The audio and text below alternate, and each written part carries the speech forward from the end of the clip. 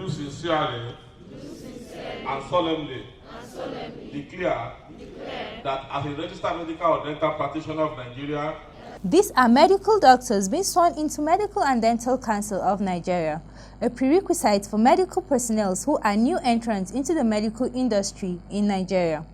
In an interaction with some of the celebrants, they said apart from the language barrier faced in their various institutions in China, Ukraine, and other countries, the comparison in terms of equipment, facilities, and expertise stands clear. Well, I think coming back home was a motivation for me, because there in Ukraine, language was also a barrier, and racism too, it's also there.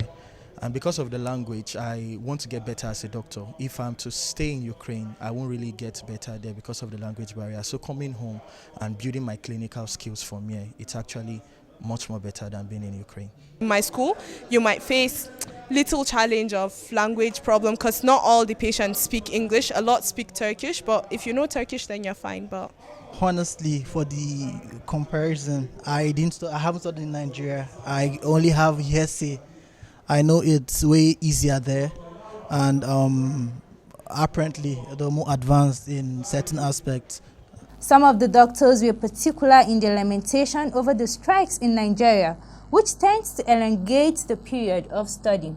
Basically, I think it's almost the same or even harder than Nigeria, because Sudan is also an African country. We deal with same problems as in Nigeria, but the main difference is there's no strike and your studies will just go on smoothly. If you're supposed to spend 6 years, you spend the 6 years and graduate. But in Nigeria, the main problem is the strike. Because of 6 years or 7 years, it will take you like 10 years. Well, medicine is a little bit very difficult. I know many parents want to tell their children that it's easy and it can be done. Yes, it's easy and it can be done, but you have to put in a lot of hard work. So that's really the basic challenge. Well, I would say it's not the same, because here in Nigeria, definitely there are challenges, and then there, once you start, you just finish completely. Some of these doctors promise to do their best to improve the medical system of Nigeria. Well, I plan to impact good and change. There's so many things we would like to change, improve actually, because well, our leaders have done a lot, so we also have to contribute for that future for this. Well, I believe that with the knowledge I was able to attain over there, I'll be able to translate that into what we have over here.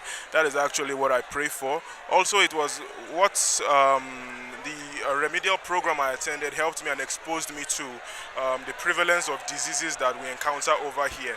And I hope that with the knowledge I attained over there in Ukraine and with the tutors I had over here that were able to quickly abreast me with the Nigerian system, I'll be able to excel by God's grace. By God's grace, we will live up to that standard that our senior colleagues have created for us.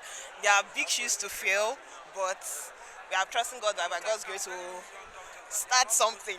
These doctors are of the opinion that a streamlined educational curriculum, less disruptions from ASU strike, and improved medical facilities could make the surgeon of future medical students and practitioners more rewarding, and also curb the desire to study or practice abroad.